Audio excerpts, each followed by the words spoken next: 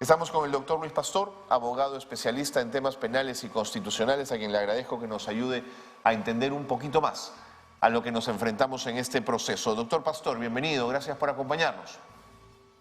Muy buenos días, Carlos Cornejo. Saludos a los amigos de Nativa por esta invitación. Si bien el juez estadounidense Thomas Hickson ordenó que el expresidente Alejandro Toledo se entregue el viernes ante la policía estadounidense, se intentó un último recurso ante una corte de Columbia, que además entiendo que no prosperó. Diría, doctor Pastor, que se acabaron los manotazos de ahogado, ¿ya no hay más recursos a los que puede acudir el expresidente Toledo? Hay más recursos. El sistema jurídico norteamericano es diferente al nuestro. Nosotros tenemos un principio llamado preclusión. Acaba una etapa, ya no se puede retroceder. Sin embargo, la justicia norteamericana tiene otros mecanismos, ¿no? No solamente recursos de impugnación, sino recursos de emergencia. O sea, que significa situaciones especiales que el procesado articula o a veces hasta inventa, ¿no? Pero creo que en este caso ya el tema ya está cerrado porque ha habido anuncio público, ¿no?, del mismo procesado señalando de que va a ejecutar la decisión tomada por el juez Hickson. Entonces él ya procede a entregarse, entiendo, en unas horas, y ya ahí se inicia ya el procedimiento ejecutivo, ¿no?, de su traslado al Perú. ¿Okay? Doctor Pastor, permítame hacer un paralelo. Cuando se solicitó a Chile la extradición del expresidente Alberto Fujimori, la justicia chilena le marcó a la justicia peruana cuáles eran los delitos por los cuales podía ser juzgado en el Perú. Tan es así que la Procuraduría siempre ha ido pidiendo un poco de ampliaciones a esa extradición porque aparecen más evidencias de nuevos o posibles delitos. En el caso del expresidente Toledo, igual la Corte de Estados Unidos, las Cortes norteamericanas le dicen al Perú cuáles son los temas y las áreas por las cuales puede ser investigado y juzgado. En este caso hay una diferencia radical, en el sentido que la defensa principalmente del señor Alejandro Toledo ha estado centrada en que, digamos que su detención, su procesamiento en el Perú ha sido politizado. O sea que su proceso en particular se está produciendo en violación del sistema de los derechos humanos. Y es en ese sentido que se ha pronunciado, digamos, el juez norteamericano, ¿no? O sea que las denuncias por las cuales el Perú pide su extradición no tienen absolutamente nada de asuntos de naturaleza política y sí de naturaleza jurídica, por el mismo hecho de que fue justamente gracias a la investigación norteamericana de que se develó el tema de Odebrecht, ¿cierto? O sea, no fue Brasil, fue Estados Unidos. Entonces, él es parte de esos expedientes Odebrecht, el expediente Odebrecht internacional, ¿correcto? Entonces, prácticamente aquí lo que va a suceder es, va a iniciarse. O sea, él está aproximadamente entre 4 o 5 años que se ha debatido en los Estados Unidos la situación jurídica de Toledo en relación al tema de Odebrecht, porque el tema de Odebrecht está amarrado al tema de Coteva. Claro. El tema de Coteva empezó a investigarse en el año 2013. Este año cumplimos 10 años realmente del proceso de investigación, pero hasta el año 2017, 4 años después, no se lograba mayor información que configure una situación de inicio de un proceso penal. Esto recién se produce en el año 2017, entre el 16 y el 17, luego de las últimas elecciones, en la cual se logra identificar la vinculación entre Coteva, Odebrecht y, bueno, ya todo lo que sabemos, más de 30 millones, ¿cierto? En consecuencia, pero él se retiró, él se fue del Perú. Sin embargo, la investigación sobre Odebrecht continuó claro, el proceso, ¿cierto? Durante todos estos años, no ha culminado. Como consecuencia de ello, ha estado preso en un momento PPK, ahora tiene detención domiciliaria, también Ollanta Humala, Susana Villarán, etcétera, etcétera. Sin embargo, él se fue del Perú. ¿cierto? Justo cuando salió la orden Sí, señor. de prisión preventiva, ¿cierto? Entonces, no se le ha podido procesar. Yo en este caso diría, utilizando la frase de tu última entrevista, ¿no? Esta historia recién empieza Ok. o se reinicia. De acuerdo. ¿Ok? ¿Por qué razón? Porque por los hechos por los cuales a él se le denuncia, obviamente él no lo puede hacer solo. Aquí puede suceder lo que te acabas de mencionar con respecto al señor Fujimori. A Fujimori se le detuvo, o sea, ¿cuáles fueron los hechos por los cuales se le denunció inicialmente? Fue a raíz de ese video donde salió un congresista recibiendo dinero, ¿ok? Empezó por un tema y luego Se fue ampliando. esto fue un mega proceso. Sí. Entonces, él ya en el Perú se va a iniciar el tema por el asunto de Ecoteva, Odebrecht, Ok. pero obviamente esto va a tener un efecto multiplicador, va a ser también un mega proceso porque él ya está en el Perú. Sin duda. Los delitos por los que se le acusa y se le trae a Alejandro Toledo son graves, muy graves. ¿De qué penas estamos hablando? Estamos hablando, en el caso del cohecho, de 20 años. 20 años. Y en el caso de... hay otro que tiene que ver con el lavado de activos, que son 16 años aproximadamente, ¿no? Entonces, estas penas como tal se suman, ¿no? Se suman y, bueno, ese es inicialmente... Bueno, ese es el planteamiento del fiscal, Por supuesto, ¿cierto? por supuesto. Todavía va a haber una serie de investigaciones.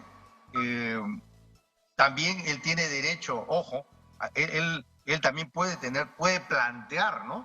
La colaboración eficaz. No, claro, de acuerdo. Se abre todo un panorama aquí. Exactamente. Doctor Pastor, Y ya lo hará sí, en su oportunidad, su defensa, Por que supuesto. ya adelantó el planteamiento de la detención domiciliaria, ¿no? Eso Y quería otros preguntarle, factores. El hecho de haber usado 1001 recursos y no haberse presentado ante la justicia peruana, ¿es una causal, digamos, es motivo suficiente para exigir una prisión preventiva? ¿O la Corte debería hacerle caso y aceptar esta victimización que hizo anoche de decir no me metan en la cárcel? En efecto, él utilizó mecanismos de argumentación en los Estados Unidos con un determinado objetivo, ¿no? No ser extraditado. Pero no le fue útil, duró aproximadamente cerca de 5 años. Sí. Sin embargo, esa argumentación, desde mi punto de vista, va a ser justamente uno de los puntos en contra de él. Porque el fiscal, obviamente, va a sostener con claridad toda la defensa en los Estados Unidos. Lo que ha buscado es no aceptar la justicia peruana, no seguir los cánones procesales del Perú. Claro. Y ha llegado inclusive a tener conductas como, digamos, cuestionar al sistema jurídico peruano, al sistema del Ministerio Público, etcétera. Esos van a ser puntos, en el caso de él, van a ser puntos en contra, ¿no? Y además, vuelvo a repetir, se va a reabrir la carpeta en la cual ya existía un planteamiento de prisión preventiva. Frente a la prisión preventiva, él se va del Perú. O sea, él se va del Perú después de que la Fiscalía pide la prevención. Sí, señor. Sí, señor. Entonces no se presentó al debate, al análisis jurídico institucional. Ahora, en términos procesales, ¿quién juzgará al expresidente Toledo? ¿Es una primera instancia con capacidad de apelación o por el contrario lo juzga directamente una sala de la Suprema? Efectivamente, él en su condición de ser presidente de la República, aquí también se produce concurso de delitos. Y cuando hay concurso de delitos, concurso de hechos, ¿cierto? Entonces, obviamente, tiene que ser, su juzgador va a ser un juez supremo, ¿okay? Va a ser un juez supremo, va a intervenir también, obviamente, la Fiscalía, va a intervenir la Procuraduría. En este caso, a diferencia de lo que sucedió con el señor Fujimori, hubo víctimas, ¿cierto? En una de las carpetas. Sí. Que está referido al tema de Mariela Barreto y otro, señor. que tiene que ver con derechos humanos. En este caso, no hay ese tema. Por lo tanto, quien se constituirá como parte civil obviamente tiene que ser la Procuraduría General del Estado, ¿no? Cuando se juzga a un expresidente, ¿percibe usted que se disparan las solicitudes de colaboración eficaz frente a la posibilidad de que el presidente hable y empiece a señalar y a marcar responsabilidades en terceros? Es decir, ¿se agita el avispero, doctor Pastor? Por supuesto que sí, en especial en el caso de la interoceánica. Claro. Porque aquí en la interoceánica hay un proceso de contratación del Estado. Y en este proceso de contratación del Estado se inicia desde, digamos, de la oficina de logística, pasa por administración, sí, señor, viceministerio, ministerio, presidencia del Consejo de Ministros. O sea, van a involucrar definitivamente a muchas personas que también, algunos serán convocados inicialmente como testigos, otros estarán en condición de investigados. Puede suceder también como parte de la estrategia del Ministerio Público que salga una orden hasta de detención, no de prisión, sino de detención provisional. Tal vez todos los que estuvieron en estos ministerios, la OCE, también el Ministerio de Justicia, ¿ok? Y, digamos, parte de lo que puede ser tener ciertos indicios de participación, ¿no? Allí, obviamente, van a surgir algunas personas que por su propia defensa van a decidir también ser colaboradores. Seguro.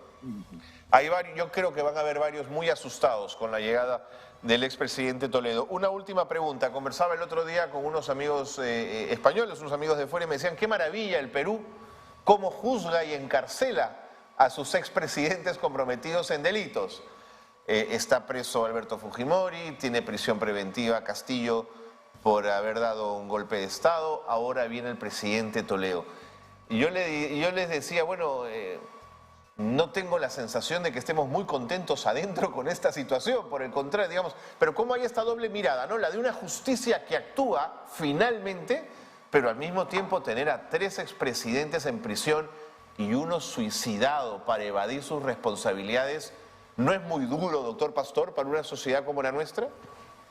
Efectivamente, entonces, este tema, bueno, el derecho es parte de las ciencias sociales. Yo creo que su explicación no está precisamente en el derecho, su explicación está en la sociología, en la psicología. ¿Por qué razón? Porque no nos olvidemos, Toledo representó la renovación frente a un sistema de corrupción que culminó el año 2000. Eso mismo sucede bajo un nuevo escenario en el caso del señor Pedro Castillo. Entonces, ¿qué sucede? Que estos líderes, los líderes en el Perú, ojo, no estoy individualizando, sino que esto lo señalo como un tema de una fenomenología. Seguro.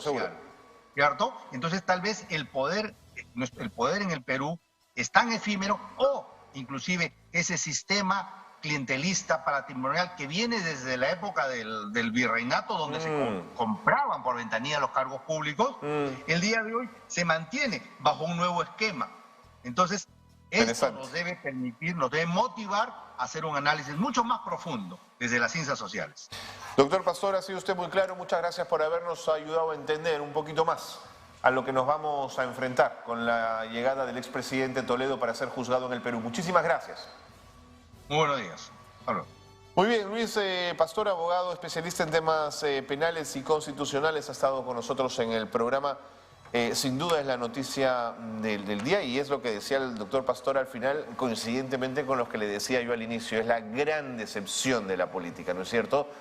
Quien encabezó las marchas ciudadanas, la gesta democrática más importante para tumbarse una dictadura, fue el mismo que años después en una habitación de un hotel negoció una coima, ¿no es cierto? Eso es durísimo, en términos sociales, en términos de percepción de lo que somos, en fin, es muy duro. Pero en fin, que la justicia haga su trabajo, porque también la justicia es reparadora cuando manda a prisión a los sinvergüenzas.